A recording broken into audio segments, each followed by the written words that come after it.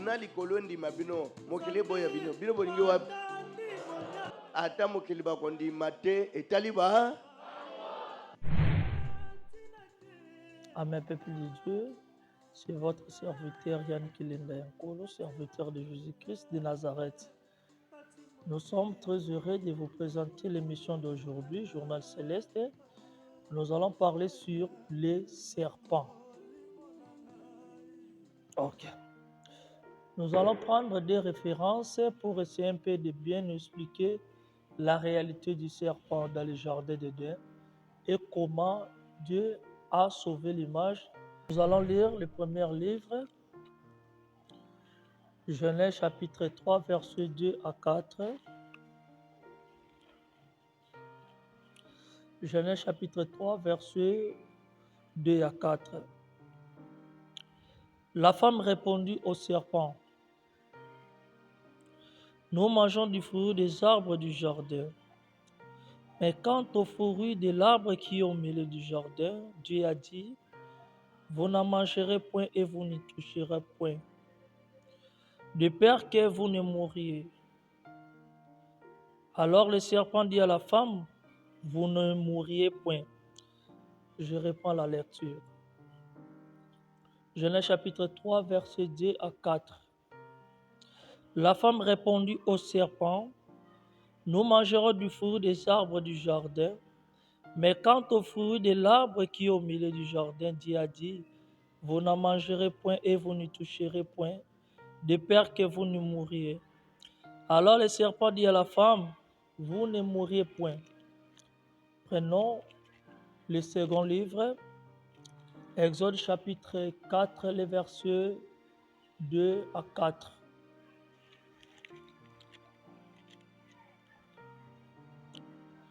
L'Éternel lui dit, qu'y a-t-il dans ta main? Il répondit, une verge. L'Éternel dit, jette-la par terre. Il la jeta par terre et il devint un serpent et Moïse fouillait devant lui. L'Éternel dit à Moïse, étends ta main et saisis-le par la queue. Il a tendu la main et saisi, et le serpent redevint une verge dans sa main. Amen, peuple saint. Maintenant, avançons.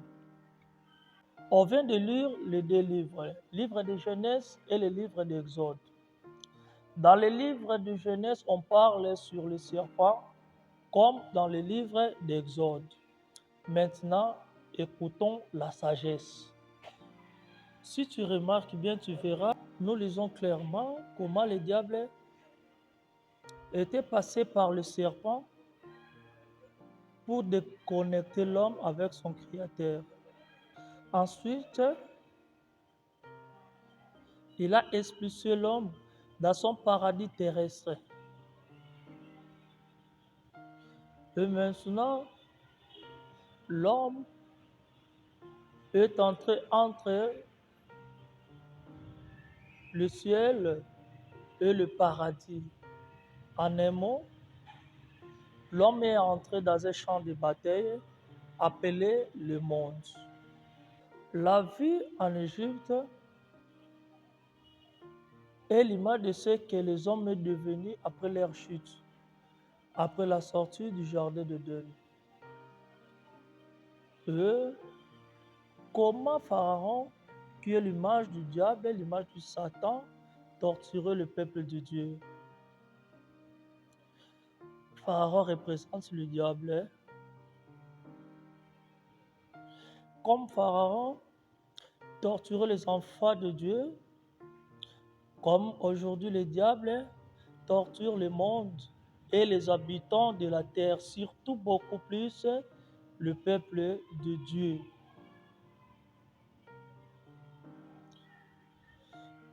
Maintenant, nous devons savoir que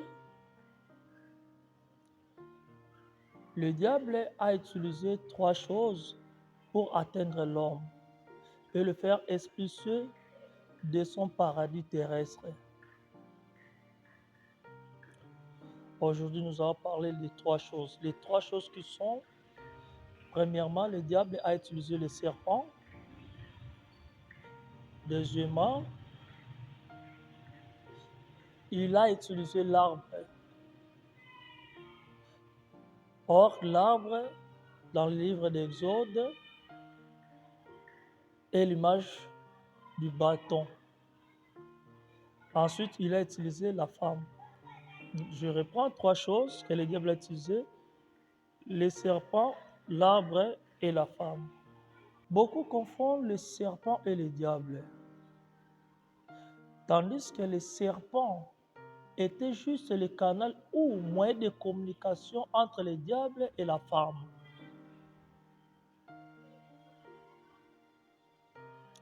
Si on regarde bien,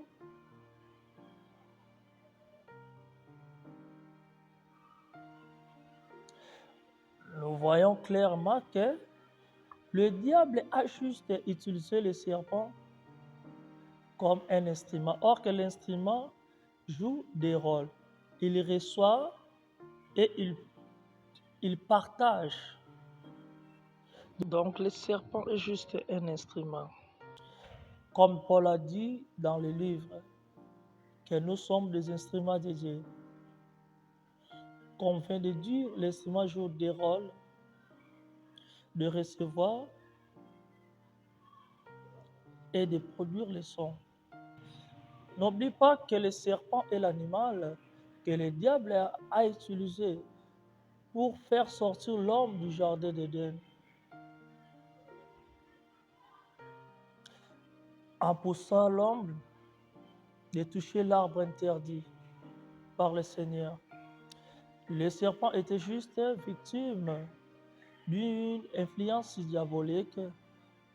Donc, tout retombe sur le serpent. Or que le serpent était innocent. Notre Dieu, c'est un Dieu qui justifie chaque créature. Deuxième référence, Moïse a libéré le peuple d'Israël grâce à quoi? Ce n'est pas grâce à un bâton, le bâton qui représentait le serpent. Quand les hommes voyaient le bâton et Dieu voyait le serpent. Le serpent qui est participant aux libérations des hommes et comme étant devenus captifs par sa contribution, ils sont devenus libres. On peut dire que le serpent a libéré le peuple d'Israël. Et le serpent qui a pris la place du premier serpent pour nous libérer, aujourd'hui c'est Jésus-Christ de Nazareth. On reprend paix.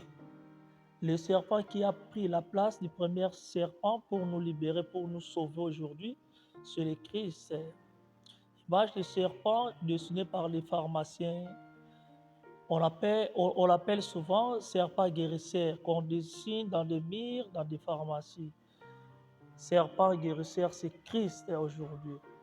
On peut dire en un mot, l'œuvre de la croix, où Jésus-Christ avait déjà tout payé, comme lui-même l'a dit dans le livre de Jean. Et comme Moïse éleva les serpents dans le désert, il faut de même que le Fils de l'homme soit élevé. Car l'acte et le châtiment qui nous condamnaient sont tombés sur Jésus-Christ de Nazareth. Il n'a pas de grand amour de donner sa vie pour les autres. C'est ça que le Christ a fait, comme le serpent, la verge de Moïse a fait. Car il est écrit que celui qui vaincra mangera la vie qui est dans le paradis auprès de Dieu. Donc aujourd'hui, on peut parler d'un retour au paradis à travers le serpent qui est l'image de Jésus-Christ. Le retour de la grâce grâce à la femme qui est Marie. On peut encore dire les trois choses que le diable a utilisées, Christ l'a rendu encore la vie. La femme, Ève, Marie. L'arbre, aujourd'hui qui représente le Christ, et le serpent aussi représente aussi Jésus-Christ de Nazareth. Merci beaucoup pour tout le monde qui nous suit. Partagez, likez et commentez. Merci, ciao.